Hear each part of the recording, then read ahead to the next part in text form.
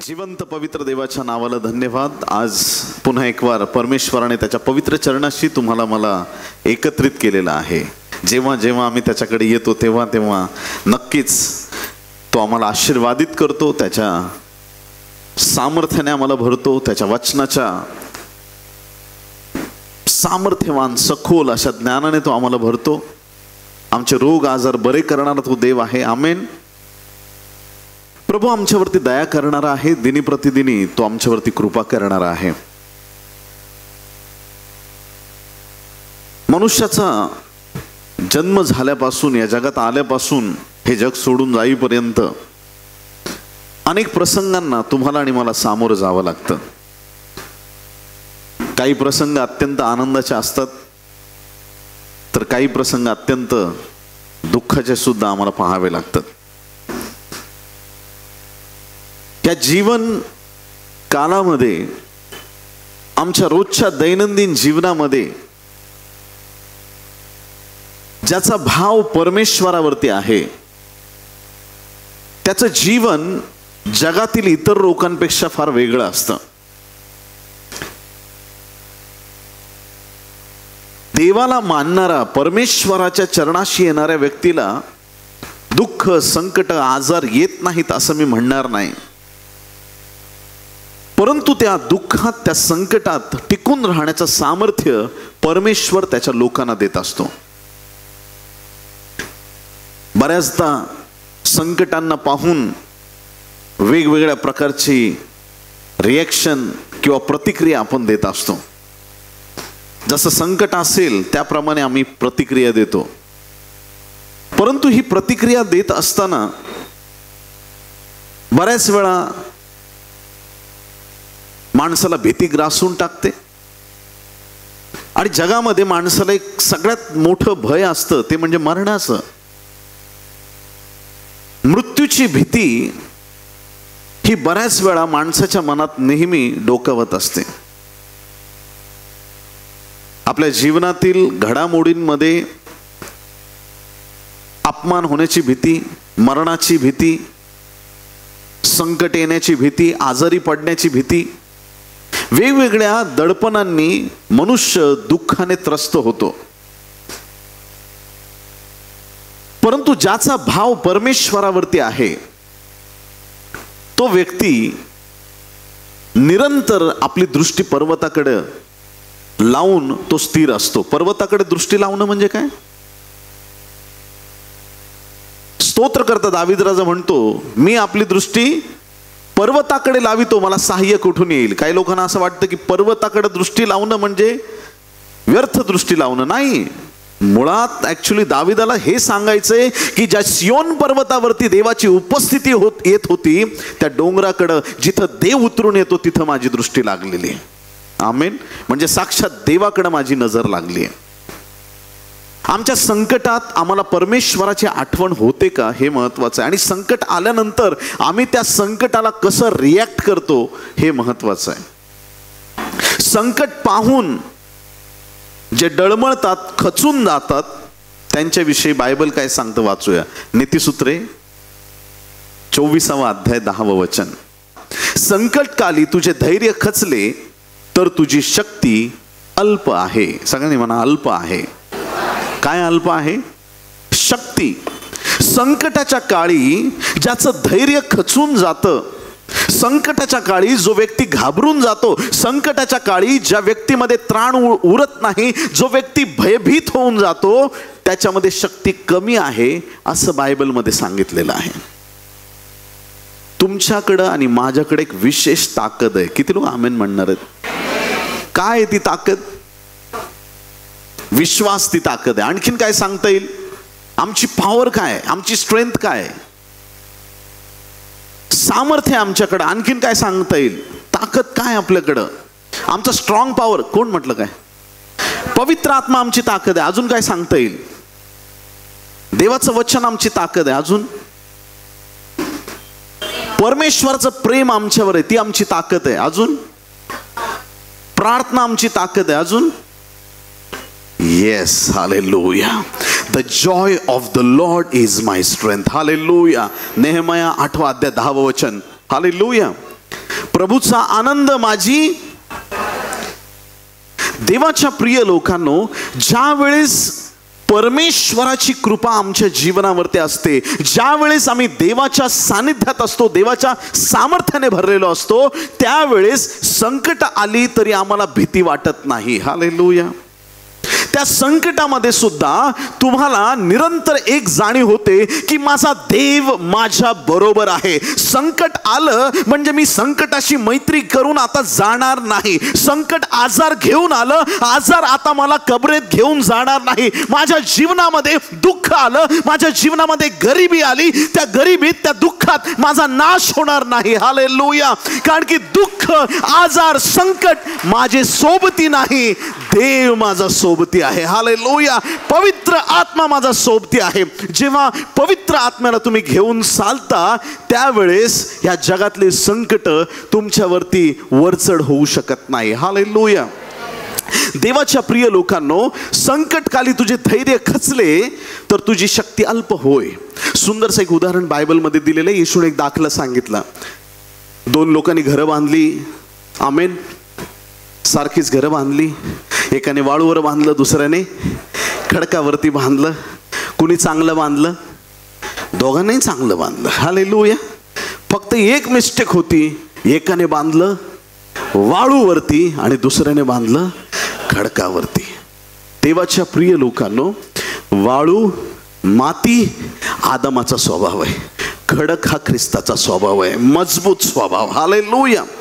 तुमचा विश्वास तुम्ही कशावरती निर्भर ठेवलेला आहे हे महत्वाचं आहे. देवाच्या प्रिय लोकांना, तुमचा विश्वास कशावर निर्भर आहे? प्रॉफेसीज, हीलिंग, डिलिव्हरन्स एक दिवस असेल याची गरज पडणार नाही. किती लोक आमेन म्हणणार आहेत? तुम्हाला एक दिवस असा येईल, तुम्हाला हिलिंगची गरज पडणार नाही, कारण की तुम्ही सार्वकालिक जीवनात जाणार आणि त्यावेळेस कधीच तुम्हाला वेदना होणार नाहीत. तुम्ही म्हणणार नाही की प्रभू, प्रेज लॉर्ड, समजतंय तुम्हाला काय? हालेलुया. प्रभू, सकाळपासून तुझी आराधना करतोय, स्वर्गामध्ये घसा दुखायला लागला, काहीतरी कर. कोणी येऊन म्हणणार नाही काढा घेतो का? हालेलुया. स्वर्ग राज्यामध्ये तुम्हाला वेदना नाहीत, तुम्हाला दुःख नाहीत. तुम्ही म्हणणार नाही प्रभू, काल मी गॅब्रियल कडून 200 रुपये उसने घेतले होते, त्याला परत द्यायचे नाही. दारिद्र्य नसणार आहे, कर्जबाजारीपणा नसणार आहे. एक दिवस असतील, सगळ्या प्रार्थना संपतील. ऐका लक्ष देऊन. एक दिवस तुमच्या जीवनात असा असेल की तुम्ही देवाकडे काहीच मागणार नाही. तुम्ही फक्त देवाला आराधना देत राहाल, फक्त धन्यवाद देत राहाल, फक्त प्रभूला उपकार मानत राहाल की प्रभू, तुझे आम्ही मनापासून आभार मानतो, तुझी स्तुती प्रशंसा करतो, त्याचे उपकार मानत राहाल. एक दिवस असा येईल, भविष्यवाण्या संपतील. एक दिवस असा येईल, आरोग्य संपेल. एक दिवस असा येईल, सगळ्या गोष्टी संपतील. पण आज खडक काय? खडक देवाचं वचन आहे. या वचनावर जे आधारलेले आहेत ते युगानुयुग टिकतील प्रियांनो. हालेलुया. जे प्रभूचं नाव आहे ते निरंतर आहे. येशू नाव अटल आहे प्रियांनो, ते खडकासारखं आहे. जो व्यक्ती खडकावरती घर बांधतो, गावाकडे अजून पाऊस नाही, पण त्या ठिकाणी भरपूर पाऊस पडला. असा पाऊस पडला, नदी नाले सगळं सगळं भरून वाहायला लागलं. जे घर वाळूवरती होतं ते पडलं. बोलो येशू मसीह की. जे घर खडकावरचं घर पडलं का, ते उभं राहिलं आणि ते उभंच राहणार. हालेलुया. पाऊस वाढला तरी उभंच राहणार. ते खडकावरचं घर स्थिर राहिलं. देवाच्या प्रिय लोकांनो, संकटकाली तुझे धैर्य खचले. जे घर खचलं संकट काळामध्ये, त्याचा पाया नीट नव्हता. ज्या लोकांचं सारखं धैर्य खचतं, काही पण झालं, थरथर का भीती, त्या लोकांनी अजून देवावरती पूर्ण विश्वास टाकलेला नाहीये. हालेलुया. अजूनही प्रभूमध्ये आलेले लोक, कोणी अंधाराला घाबरतं, कोणी भूताला घाबरतं, कोणी झुरळाला घाबरतं, सांगता येत नाही. व्यक्ती तेवढ्या प्रवृत्ती आहेत. कोण कधी कशाला कुठं घाबरेल सांगता येत नाही प्रियांनो. ही भीती आमच्यामधून जाणं गरजेचं आहे. आम्ही जर आमचा हवाला प्रभूच्या हाती दिलेला आहे, आम्ही जर आमचं जीवन प्रभूला समर्पित केलेलं आहे, तर आम्ही खडकावरती स्थिर आहोत. लोक सांगतील बाबा रे सगळं पॅकिंग कर, कारण आता पाऊस आलाय, आता वादळ आलंय, आता संकट आलंय. पण ज्याचा भरवसा देवावरती आहे त्याला भीती वाटत नाही. देवाचे सेवक पीपी जोब एकदा फ्लाईट मधून चाललेले होते आणि फ्लाईट मधून जात असताना अचानक एक इंजिन बंद पडलं. मला वाटतं 2-3 इंजिन असतात त्या फ्लाईट मध्ये. एक इंजिन फेल झालं, आणखीन काहीतरी खराबी आली. फ्लाईट हवेतून डायरेक्ट समुद्राच्या अगदी काही फुटांवरती जवळ आणण्यात आलं. एक्स्ट्रा जे फ्युएल होतं ते समुद्रात ओतत होते आणि अनाउन्समेंट चालू होत्या की जागा सोडू नका आणि आम्ही प्रयत्न करत आहोत सेफ लँडिंगचा, पण काही खरं नाहीये, डिफिकल्ट सिच्युएशन मधून आपण जात आहोत. पायलट घाबरला स्वतः, त्याचं बोलण्यामध्ये ततमम होतं. फ्लाईटमध्ये सगळे बसलेले लोक हे देवा आता काय करायचं, सगळे घाबरले. पीपी जोब आपले शांत बसलेत. शेजारचा म्हणतो तुला मरणाची भीती वाटत नाही का? त्यांनी म्हटलं मी मरणार नाही, कारण माझी सेवा बाकी आहे. हालेलुया. मला बाकीच्यांचं माहित नाही, पण मी मरणार. फ्लाईट व्हायबल होत आहे. अख्खे फ्लाईट मधले लोक घाबरले, पायलट घाबरला, सगळे घाबरले तर चालतील, आजूबाजूचे लोक घाबरले तर चालतील, पण तुम्ही स्थिर राहणं गरजेचं आहे. त्यावर दिसून येतं तुम्ही कुठल्या देवाची सेवा करता. हालेलुया. देवाच्या प्रिय लोकांनो, काही वेळात त्या फ्लाईटचं सेफ लँडिंग झालं आणि प्रत्येक व्यक्ती त्यांच्याकडे निरखून पाहत होता.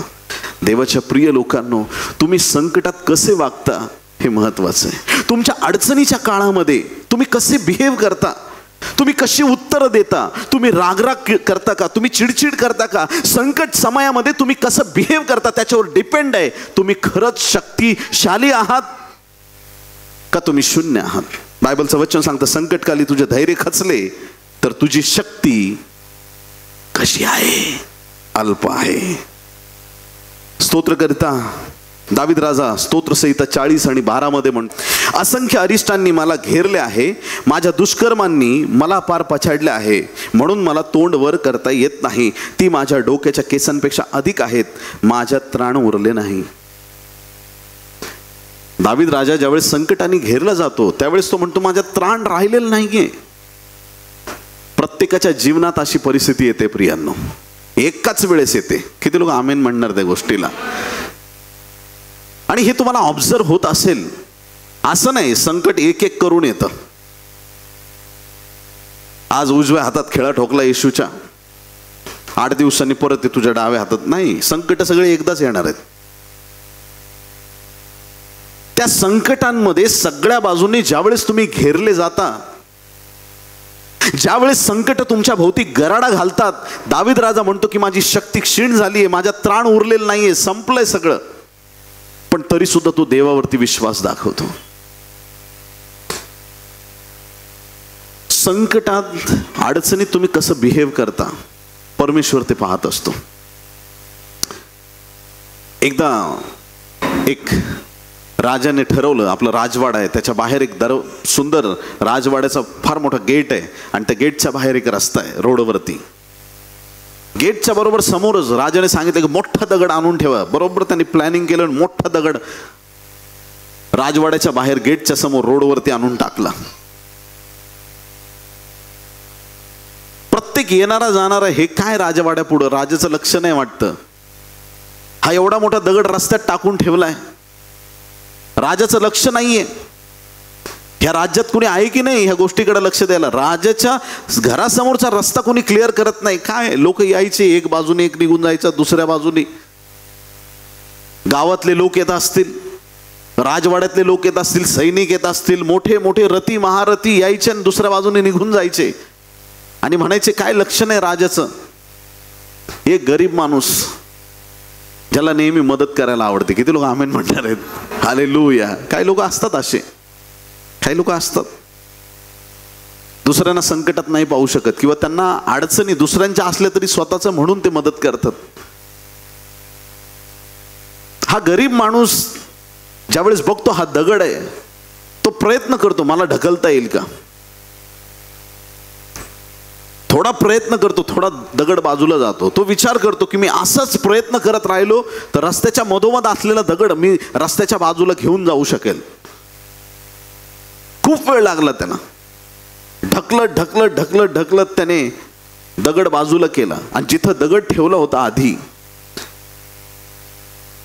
त्या जागेवर ज्यावेळेला त्याने वळून पाहिलं मागे तर त्याला तिथं एक पिशवी दिसली. आणि ज्यावेळी त्यांनी पिशवी उचलून बघितली त्याच्या सगळ्या सुवर्ण मुद्रा होत्या. प्रियांनो, हालेलुया. तो राजवाड्यात गेला, राजाला विचारलं, मी दगड बाजूला केला, मला ह्या सुवर्ण मुद्रा भेटल्यात, मी काय करू? राजा म्हटलंय, सगळं तुझ्यासाठी आहे. जो मदत करतो ह्या त्याच्यासाठी आहेत. हालेलुया. माझ्या राज्यात असेही लोक आहेत जे दुसऱ्यांचा प्रॉब्लेम स्वतः सॉल्व्ह करण्यामध्ये त्यांना आनंद वाटतो. दगड अख्ख्या गावासाठी ऑब्स्टॅकल आहे, पण काही लोक असतात ते ढकलायचा प्रयत्न करतात. ते ढकलणारे लोक आज इथं आलेले आहेत. Hallelujah, praise the Lord. संकट आले, राजा कोण आहे तुमचा? तुमचा परात्पर देव तुमचा राजा आहे. त्याच्या राज्यात तुम्हाला ज्यावेळेस दिसतं की हे अडखळण आहे, ते ढकलायला सुरुवात करा, बाजूला काढून टाका. पारितोषिक मोठं आहे. जे संकट, ज्या अडचणी जगासाठी फार मोठ्या आहेत आणि त्या अडचणींपुढं जग उभं राहू शकत नाही, त्या अडचणींमध्ये टिकून राहण्याचं सामर्थ्य देवाने तुम्हाला दिलेलं आहे. धैर्य खसतं माणसाचं. वाचूया आपण पहिले शमूएलाचा 17वा अध्याय, 1 सॅम्युएल चॅप्टर 17 वर्स 11. शाऊल व सर्व इस्रायल ह्यांनी त्या बलिष्ठाचे हे शब्द ऐकले तेव्हा त्यांचे धैर्य खचले. सगळ्यांनी म्हणा, धैर्य खचले. आणि ते फार भयभीत झाले. आमेन. शाऊल व सर्व इस्रायल यांनी त्या बलिष्ठाचे म्हणजे गल्ल्याताचे, कारण गल्ल्यात यायचा, रोज चॅलेंज करायचा, देवाच्या विरुद्ध बोलायचं, इस्रायलच्या विरुद्ध बोलायचा, राजाच्या विरुद्ध, सगळ्यांच्या विरुद्ध बोलायचा, चॅलेंज करायचा, कोणी या माझ्या बरोबर लढायला. त्याचं चॅलेंज ऐकून शाऊल आणि सगळे इस्रायल लोक घाबरले. हालेलुया. त्यांचं जे धैर्य होतं, धैर्य पाहिजे, शौर्य पाहिजे, हिम्मत पाहिजे, ताकद पाहिजे. नुसतं नावाला खुर्च्या घेऊ नका. किती लोक आमेन म्हणणार? हालेलुया. बोलो येशू मसीह की. फक्त नावाला मोठेपणा नकोय. राजा फक्त नावाला नकोय. इस्रायल, ज्याच्या नावामध्ये एल, एल म्हणजे एल शडा, एल सिदकेनू, एल म्हणजे परमेश्वर, ज्याच्या नावात, इस्रायलच्या नावात देव आहे, त्या अख्ख्या इस्रायलच्या राष्ट्राला भीती वाटली बलिष्ठाची.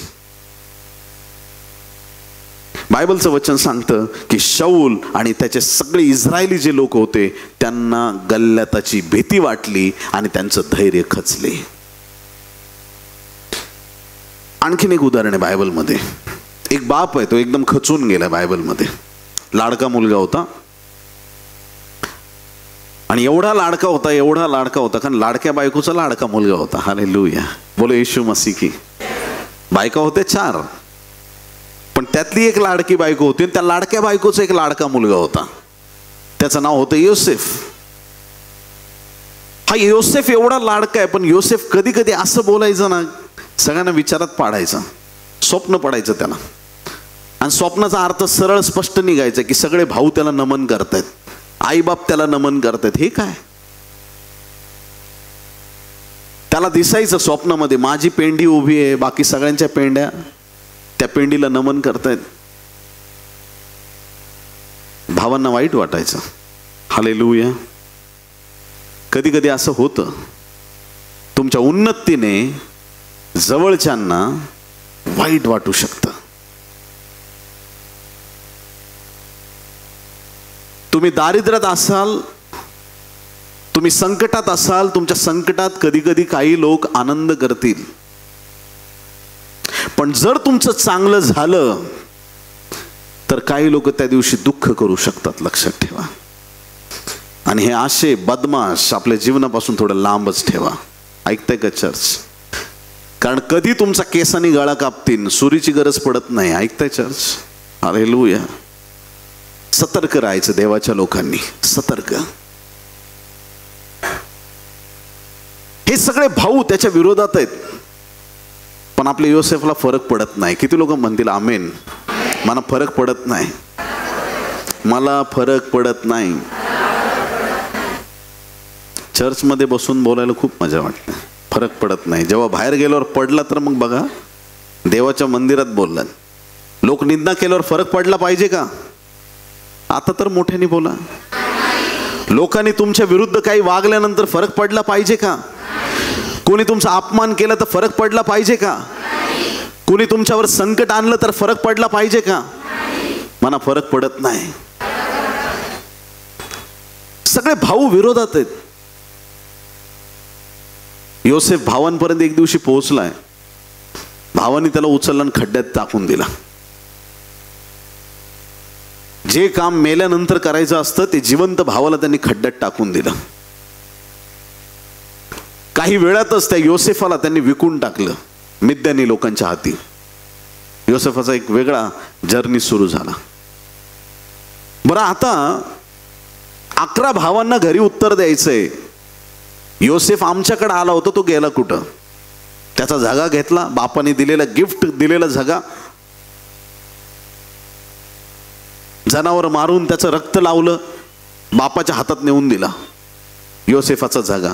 योसेफाच रक्त का लागलंय? कुठे योसेफ माझा? योसेफ कुठे आहे माझा? मेला. जिवंतपणीच सख्या भावाची मेल्याची बातमी त्यांनी बापाला दिली. आजही जिवंत येशू मेलाय अशी लोक बातमी जगात पाठवत आहेत. पण जेव्हा येशू समोर उभा राहील ना, सगळ्यांना कबूल करावं लागेल की हा जिवंतच देव आहे. हालेलुया. बापापर्यंत न्यूज गेलेली आहे आणि बाप ज्यावेळेस ही न्यूज ऐकतो, वाचूया उत्पत्ती 37 अध्याय 31 ते 35. बघा भावांनी काय केलं, ऐका. मग त्यांनी योसेफाचा झगा घेतला व एक बकरा मारून तो झगा त्याच्या रक्तात भिजवला आणि त्यांनी तो पायघोळ झगा पाठवून दिला. तो त्यांनी आपल्या बापाकडे आणून म्हटले की हा आम्हास सापडला, हा आपल्या मुलाचा झगा आहे काय ते ओळखा. त्याने तो ओळखून म्हटले, हा माझ्या मुलाचाच झगा. हिंस्र पशूने त्याला खाल्ले, योसेफाला फाडून टाकले, यात संशय नाही. तेव्हा याकोबाने आपली वस्त्रे फाडून कमरेस गोंडताट गुंडाळले आणि आपल्या मुलासाठी पुष्कळ दिवस शोक केला. गोंडताट गुंडाळलं आणि पुष्कळ दिवस आपल्या मुलासाठी, लाडक्या मुलासाठी त्याने शोक केला. त्याचे मुलगे व मुली हे सर्व त्याचे सांत्वन करायला त्याच्या जवळ गेले. याकोबाचे इतर पुत्र कन्या सगळे त्याचं सांत्वन करायला, जाऊ दे बाबा, गेला तर गेला योसेफ, जाऊ दे. पण बाप काय ऐकायला तयार नाही. काय म्हणतो ऐका. त्याचे मुलगे व मुली हे सर्व त्याचे सांत्वन करायला त्याच्या जवळ गेले, पण तो काही केल्यास समाधान न पावता म्हणाला, मी शोक करत करत अधोलोकी आपल्या मुलाकडे जाईल.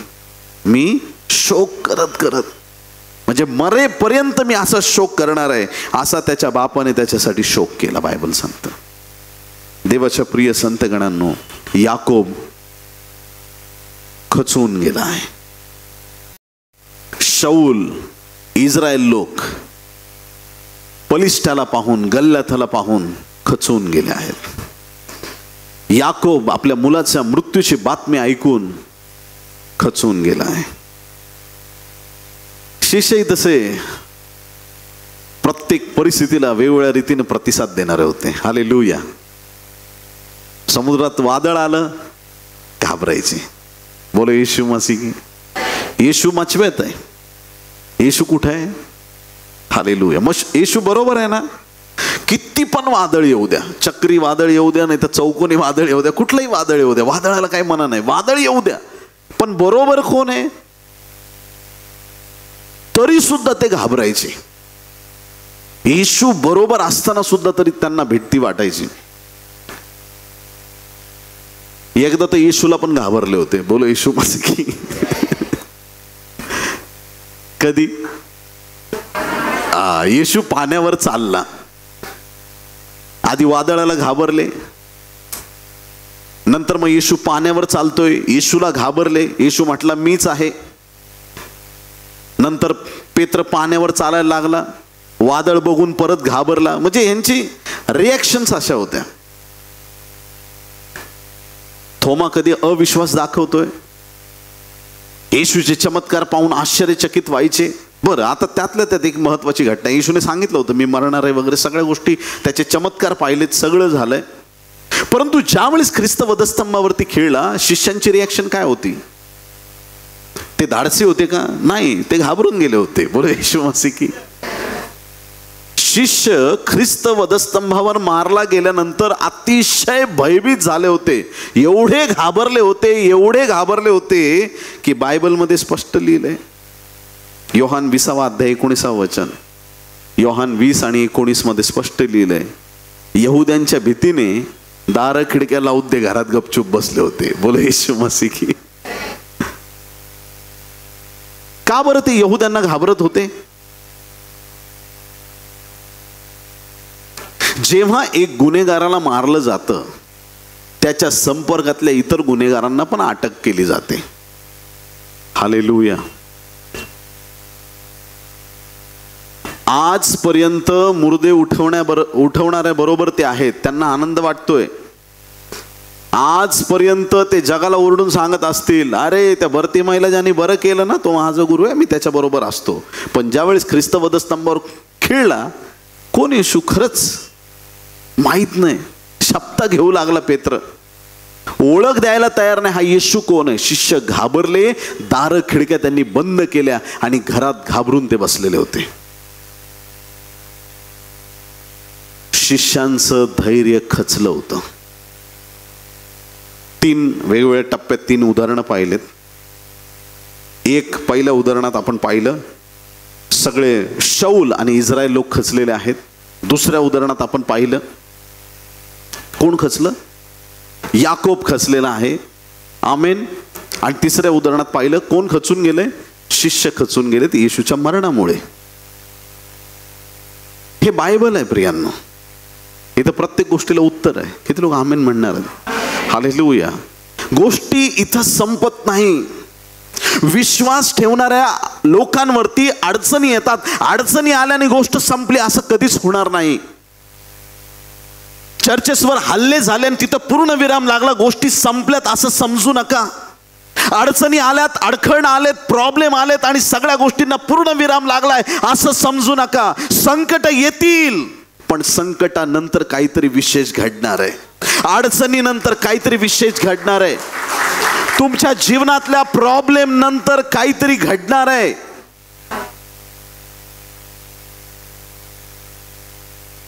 शौल खचलाय, पण एक लहान तरुण मुलगा आहे, तो खचला नाही, तो उठला आहे. हालेलुया. आणि तो असा उठला की त्याने त्या गल्ल्याला चित करून टाकलं. हालेलुया. मस्त गुळगुळीत 5 गोटे घेतले. आमेन. आणि अशी गोफन फिरवली. दाऊद ने गोलियत को गोफन से कैसे मारा? ऐसा घुमाई घुमाई के मारा भैया. हालेलुया. एकदम घुमाई घुमाई के.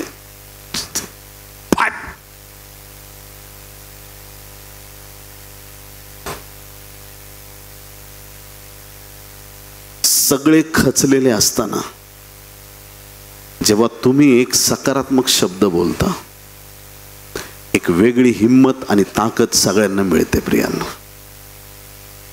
सगळं वातावरण निगेटिव्ह आहे. शौल विचारत असतील, तू जातो का रे? नको नको, मला मारून टाकेल तो, मी कशाला जाऊ. त्याचे वीर योद्ध्यांना विचारत असेल, अरे तू माग काय तलवारबाजी करून दाखवली, काय भाला फेक करतो तू जातो का? तो मला खलासच करेल, मला नका पाठवू प्लीज. मला पाहिजे नोकरीवरून काढून टाका, मी काय येत नाही उद्यापासून दरबारात, पण मला काही पाठवू नका. एक सुद्धा कोणी जायला तयार नाही, कारण सगळे खचले होते. जेव्हा वीर योद्धे खचतात, देव साधारण लोकांना उभं करतो. देव साधारण लोकांना उभं करतो. देव साधारण लोकांना उभं करतो. जगाच्या दृष्टीने जे साधारण आहेत, तो मुलगा असं त्याच्याकडे बघून वाटणार नाही आता हा काही करणार आहे. सगळ्यांना वाटलं आता बिचारा गेला, मौत का कुवा, मौत का कुवा, मरणारच आहे, काय संपला विषयाचा. सगळे ही वाट बघतायत की आता दावीद कसा मरणार आहे, आणि देव वरून बघतोय की माझा छोटासा बच्चा त्याला कसा मारतोय बघा. देवाला कॉन्फिडन्स आहे तुमच्यावरती. देवाच्या निवडलेल्या लोकांनो, शौल खचलाय पण दावीद खचत नसतो. शौल खचला तरी दावीद स्थिर राहिला. का माहितीये का? शौल वाळूवर आहे, आपला दावीद खडकावरती आहे. हालेलुया. फरक आहे. देवाचं नाव पक्का दुर्ग आहे, खडक आहे. दुसरं जे उदाहरण पाहिलं आपण, याकोब खचून गेलाय, रडत राहील म्हणे, मरेपर्यंत असंच राहील मी, अधोलोकात जाईल असा शोक करीत करीत. एवढा तो दुःखी आणि कष्टी झालाय, खचून गेलाय बाप मुलाच्या मरणाने.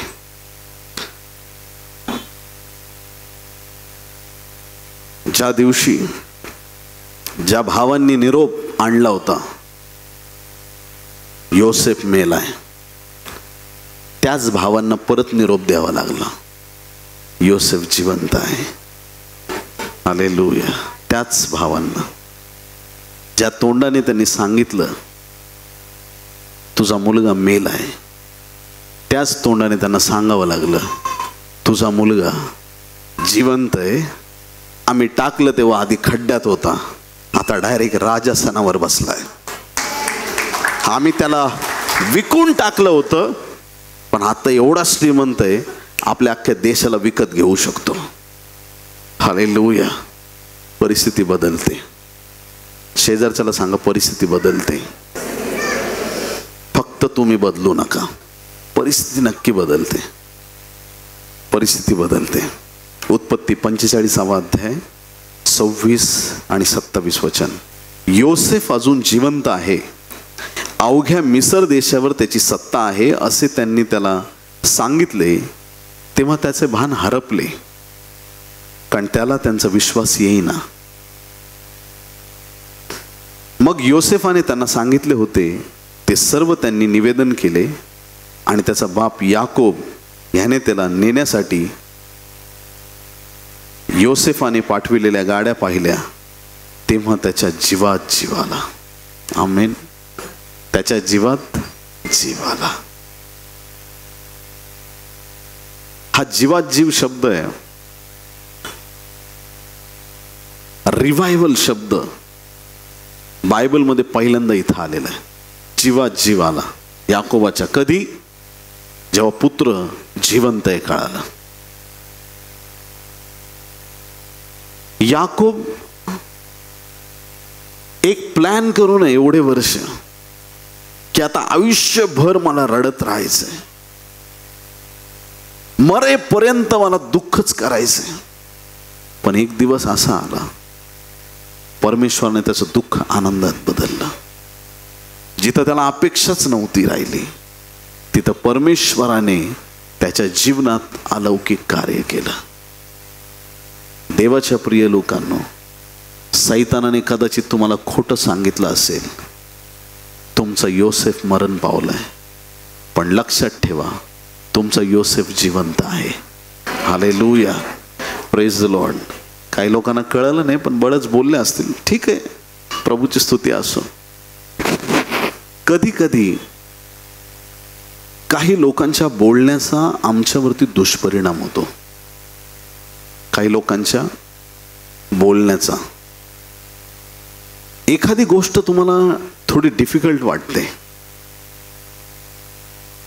काहीतरी तुम्ही शिकताय, आणि कुठली गोष्ट शिकत असताना त्याच्यात तुम्हाला अडचणी येणार. सुरुवात कधीही कुठल्याही गोष्टीची सुरुवात ही डिफिकल्ट असते. इंजिनिअरिंगला ॲडमिशन घ्या, बरेच लेकरं पहिल्या वर्षी इंजिनिअरिंग सोडून जातात. मेडिकलला ॲडमिशन द्या, बरेच लेकरं पहिल्या वर्षी सोडून जातात. इस्रोमध्ये गेलात तरी काही लोक सुरुवातीला टिकले तर टिकले, नाही तर परत मागं येतील. कुठलंही काम ज्यावेळेस कठीण कामात काही लोक आर्मीमधून पण पळून येतात, नाही जमत आपल्याला. पहिल्या काही टप्प्यांमध्ये ज्यावेळेस डिफिकल्ट टास्क असतो, तुम्ही ते करत असताना काही लोक बघतील आणि त्यांना तुमच्याकडे बघून असं वाटेल आणि ते कदाचित तुम्हाला म्हणतील, तुझे घेतलंय ना काम ते तुला जमणार नाही. आणि त्या गोष्टीचा तुमच्या मनावरती फार विपरीत परिणाम होतो. घर बांधायला काढलंस, तुझ्याकडे आहे का एवढे पैसे, करायला नव्हतं पाहिजे, चूक केली तू, अरे बापरे तिथं जमीन घेतली, कोणी घेत नाही रे बाबा, कशाला घेतली तू तिथं, अच्छा दागिने केले, काही गरज नव्हती, आता कसं काय तू दागिने घेण्यापेक्षा तू तसं करायचं. कोणीतरी कुठंतरी तुम्हाला नेगेटिव्ह करण्याचा प्रयत्न करतं आणि तुम्ही पण मग त्याच विश्वास जाता. मग भांडे घासता घासता त्यांचे शब्द ऐकायला आवाज येतो, अरे बरोबर बोलले, मग तिथंच भांडं आपटून जाऊ दे, कशाला केलं हो तुम्ही तसं, असं का मी तसं केलं, का मी असं केलं, का मी ह्या कॉलेजला आलो. ऍक्च्युली त्या स्ट्रगलमध्ये तुम्ही थकलेले असता. तो अभ्यास करताना किंवा ते चॅलेंज घेत असताना तुम्हाला ऑलरेडी तुम्ही एक्झॉस्ट झालेले असता आणि कुणीतरी तुम्हाला येऊन सांगतं कशाला करतो, मग तुम्हाला असं वाटतं की जाऊ दे आता, सोडून दिलं म्हणजे आता दुसरं काहीतरी करतंय. पण हे स्ट्रगल तुमचं वाया गेलं ना कचऱ्याच्या डब्यात. ऐकताय तुम्ही चर्च, तुम्ही ठरवलेल्या गोष्टीत कुणाचा बाप जरी आला तरी ऐकू नका. किती लोक आमेन म्हणतील. जे तुम्ही डिसाईड केलंय, जे तुम्हाला देव बापाने रिव्हील केलंय, हे मला करायचंय बस. जुन्या करारातल्या लोकांना आपल्यासारखा पवित्र आत्मा नव्हता. काही काळजी करू नका, प्रभूची स्तुती असो. हालेलुया. सगळे जागे आहेत का?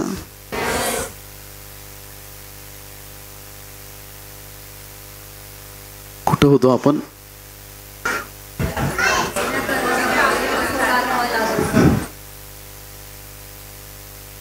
जुन्या करारामध्ये आपल्यासारखा पवित्र आत्मा नव्हता. कारण त्यांच्याकडे काय कोकराचं रक्त होतं.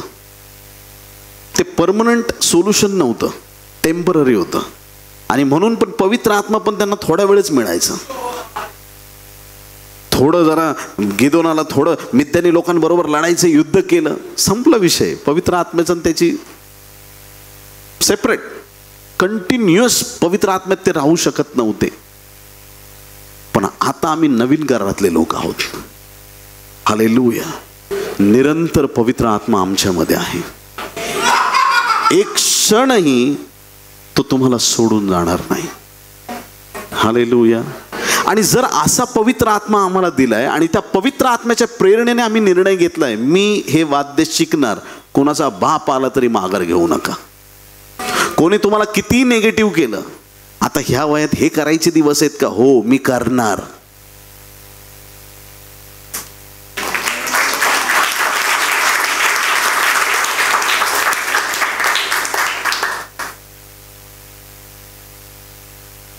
अब्दुल कलाम आहेत ना, त्यांना हेलिकॉप्टर उडायचं शिकायचं होतं. कसं उडवायचं हेलिकॉप्टर. ज्यावेळेस त्यांचं शिक्षण झालं, ते कोर्ससाठी गेले, पण त्यांना तिथे ॲडमिशनच मिळालं नाही. लिटरली त्यांना सांगितलं, तुम्ही ह्याच्यासाठी योग्यतेचे नाही, तुम्ही सोडून जा. हा माणूस देशाचा राष्ट्रपती होतो आणि राष्ट्रपती झाल्यावर परत त्याच ठिकाणी जातो, मला प्लीज मला हेलिकॉप्टर शिकवा. सायंटिस्ट एवढा मोठा, आणि एवढ्या उतार वयामध्ये त्यांनी हेलिकॉप्टर शिकलंच कसं चालवायचं. जगातील लोकांकडे जिद्द आहे आणि आमची जिद्द चुलीत पडली, कबरेत गेली का काय कळत नाही. कुठे आहे आमची जिद्द? जर याकोब नवीन करारात असताना त्याने काय केलं असतं माहितीये का? उचलतो जागा, चल माझ्या बरोबर. कुठं मारलं त्याला? चल, त्याच्या हाडं काचोळं काहीतरी मिळतील, चल रानात चला माझ्या बरोबर, शोधू तुमच्या भावाला. तिकडंच 11 जणांना फटके देऊन, कुठे आहे तो? त्यांनी सांगितलं चल तिकडे त्याच्या बरोबर. ऐकताय तुम्ही? जेव्हा होली स्पिरिट तुम्हाला मिळतो ना, तुम्ही चल ढकल उत्तर देत नाही. किती लोक आमीन म्हणणार आहेत? हालेलुया. याकोब खचला, पण योसेफाला पाहून त्याचा विश्वास वाढला. शाऊल खचला, पण दाविदाला पाहून त्यांचा विश्वास वाढला. शिष्य खचले, पण ज्यावेळेस त्यांनी पुनरुत्थित येशूला पाहिलं, त्यांचा विश्वास एवढा स्ट्रॉंग झाला, एवढे सामर्थ्याने ते भरले की त्यानंतर त्याच येशूसाठी ते मरायला तयार झाले. येशूच्या पुनरुत्थानानंतर शिष्यांनी कुठंच कधीच अविश्वास दाखवला नाही. हालेलुया. त्यांची सेवा पॉवरफुल होती. आज जो विषय आपण मननासाठी निवडलाय, तुझे धैर्य खचले तर, ज्यावेळेस आमचं धैर्य खचतं, आम्ही आत्मपरीक्षण करायला पाहिजे. आमची शक्ती क्षीण झाली असं समजावं आम्ही. मग आम्हाला जर शक्ती पाहिजे तर आम्ही शक्ती देणाऱ्या देवाकडे येणं गरजेचं आहे. पवित्र आत्म्याच्या सामर्थ्याने भरणं गरजेचं आहे. आणि एकदा तुम्हाला पवित्र आत्मा मिळाला, तुमचा धीर, तुमचं धैर्य कशानेच खचणार नाही प्रियांनो. हालेलुया. संकट आले तरी बलाढ्य वीर योद्ध्यासारखं तुम्ही बिनधास्तपणे उभे राहाल. तुम्हाला कसलीही भीती वाटणार नाही, तुम्ही स्थिर राहाल.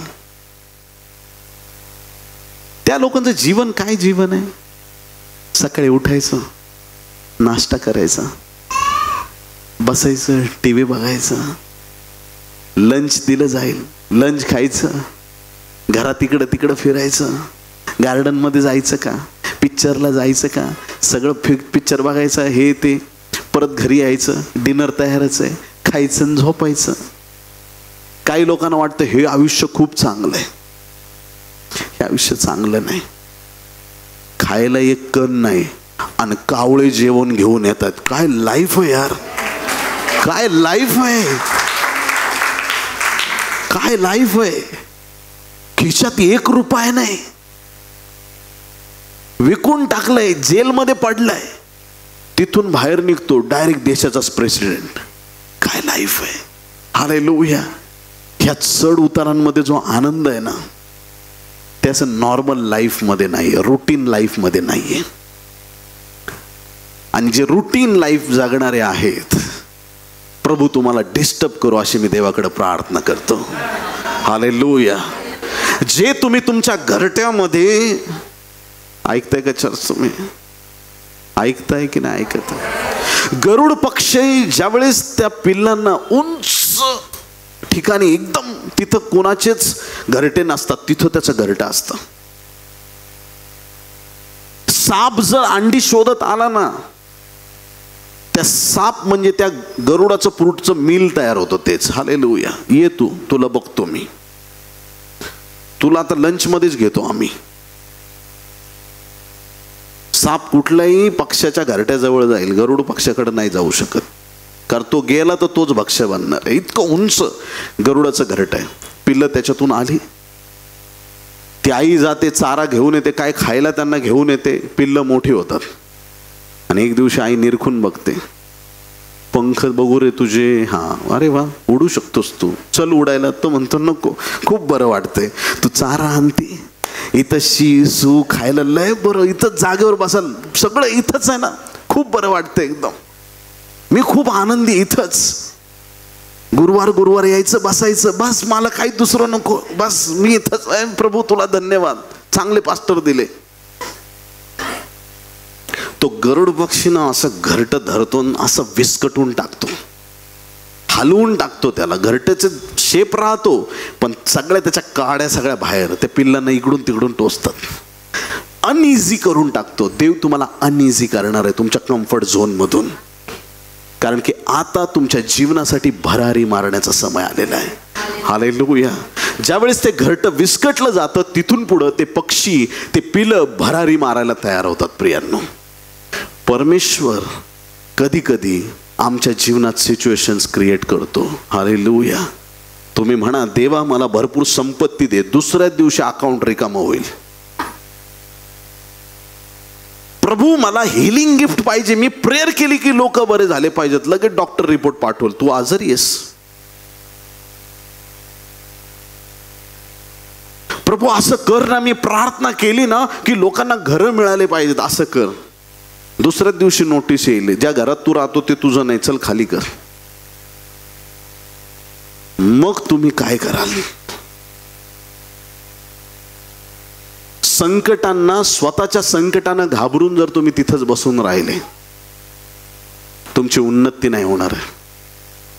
पण आज जर तुम्ही हे दाखवलं की संकट आलेत पण मी खचत नसतो, हालेलुया, मी स्थिर राहणार आहे कारण माझा प्रभू माझ्या बरोबर आहे, तुमचं भवितव्य उज्ज्वल होणार. तुमच्या जीवनात एक मिरॅकल झाला ना, ते एका मिरॅकलच्या द्वारे अनेक मिरॅकलचे दरवाजे उघडे होतात प्रियांनो. आमेन. आज तुम्हाला आर्थिक अडचण आहे असं समजा, आर्थिक अडचण आहे. देवा मी काय करू, मला संध्याकाळी जेवायला पण पैसे नाही. चमत्कार होतो, कुठून तरी देव अन्न देतो. ते एक जेवण घेताना ना जे अश्रू वाहतात ना तुमचे, त्या संकटात देवाने तुम्हाला खायची एक घास तुम्ही मिळवू शकत नाही, पण ते मिरॅकलने आलेलं जेवण खाताना तुमच्या एक मनात विश्वास येतो, आज रात्री त्याने दिलंय तो आयुष्यभर देणार आहे. बस सुरू झाले तुमचे मिरॅकल्स.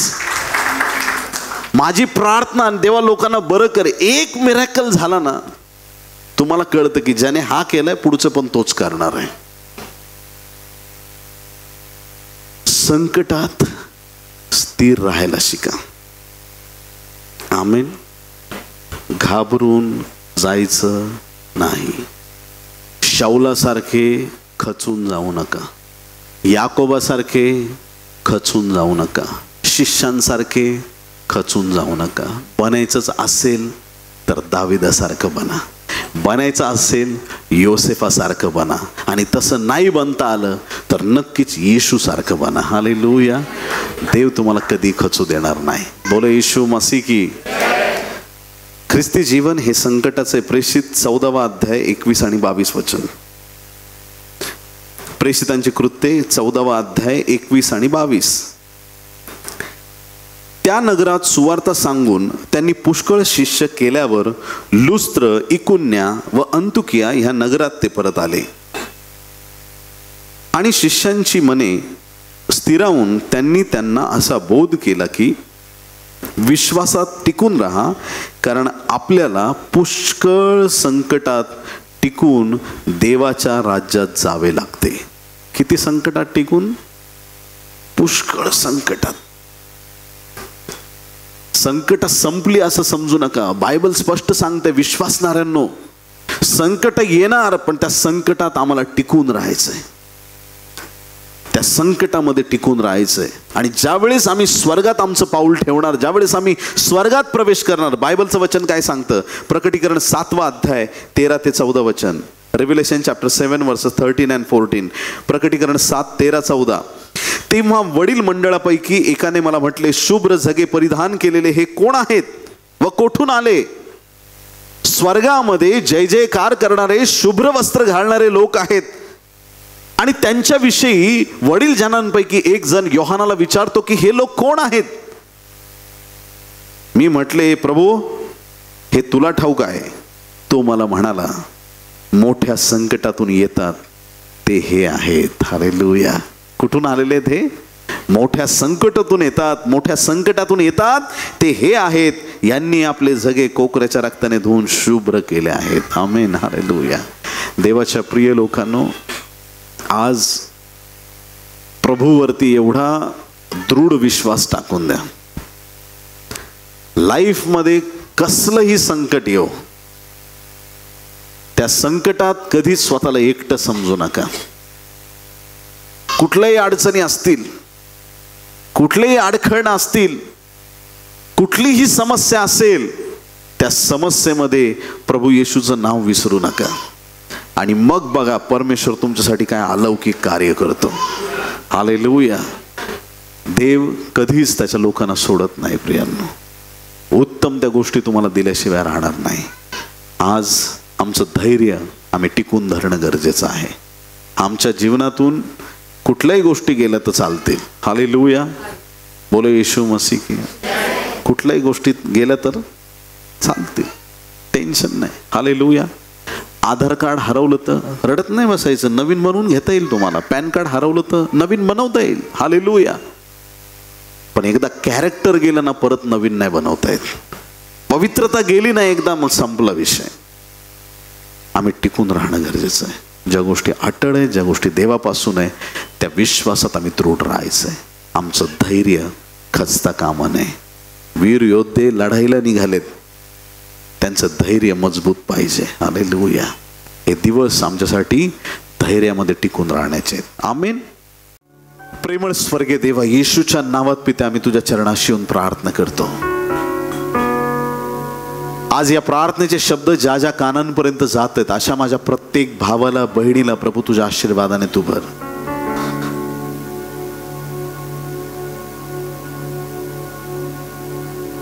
संकटाच्या काळी, संकटाच्या समयी प्रभू परमेश्वरा, तू आपल्या लोकांना धैर्य देणारा देव आहेस प्रभू, सहाय्य करणारा परमेश्वर आहेस. ज्यांची भिस्त, ज्यांचा भरवसा, ज्यांचा विश्वास प्रभू तुझ्यावरती आहे, त्यांना कधीच तू लाचार आणि निराश्रित होऊ देत नाहीस. आज आम्ही सर्वजण मिळून प्रभू तुझकडे प्रार्थना करतो. राजा, आपला पवित्र हात पुढं कर, तुझ्या सामर्थ्याने प्रत्येकाला भर आणि जीवनातील प्रत्येक संकटाला, अडीअडचणीला धैर्याने सामोरं जाण्यासाठी प्रत्येकाला शक्ती आणि सामर्थ्य दे प्रभू. प्रार्थना करतो स्वर्गीय बापा, आज प्रभू प्रत्येक माझ्या भावा बहिणीवर तुझ्या अनुग्रहाचा हात ठेव. अडचणी, अडखळणं, बंधनं नाहीसे कर. ज्या आजारामुळे खचलेत प्रभू, त्यांचा विश्वास दृढ कर, म्हणजे आजार निघून जाईल. जे कर्जामध्ये खचलेले आहेत प्रभू परमेश्वरा, त्यांना दृढ आणि खंबीर कर, यासाठी की त्यांच्यामधून सर्व प्रकारचं कर्ज नाहीसं केलं जाईल. ज्या ज्या अडचणींमुळे तुझे लोक त्रस्त झालेले आहेत प्रभू, खिन्न झालेले आहेत, ज्या कानांपर्यंत तुझं पवित्र वचन पोहोचत आहे, पवित्र आत्म्या त्यांच्या जीवनाची पकड घे प्रभू. त्यांना बलवान कर, सशक्त कर. येशूच्या नावामध्ये विश्वास दृढ आणि प्रबळ कर प्रभू. आज नंतर सगळी परिस्थिती बदलू दे. साक्ष निर्माण कर प्रभू. धन्यवाद, आमची प्रार्थना तू ऐकलीस. साक्ष निर्माण करतेस प्रभू, तुला धन्यवाद देतो. इथून पुढचा वेळ तुझ्या हाती घे. ही सर्व प्रार्थना उद्धारक येशू याच्या गोड, पवित्र आणि सर्वोच्च नावात मागतो म्हणून पिते ऐक. आमेन, आमेन.